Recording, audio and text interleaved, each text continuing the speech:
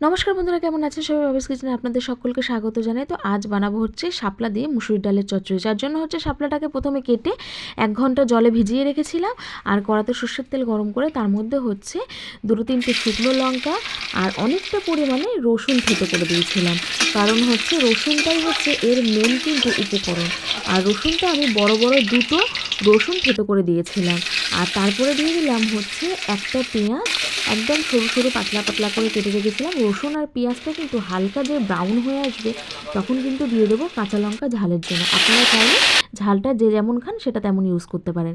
আর দিয়েছিলাম হচ্ছে এই যে শাপলাটা হচ্ছে 1 ঘন্টা ভিজিয়ে রেখেছিলাম, তারপরে তেলের মধ্যে দিয়ে লবণ কিন্তু প্রথমেই দেবো না, একটু নাড়াচাড়া করার পর যেই জলটা ছেড়ে আসবে তারপরে দেবো লবণ হলুদ।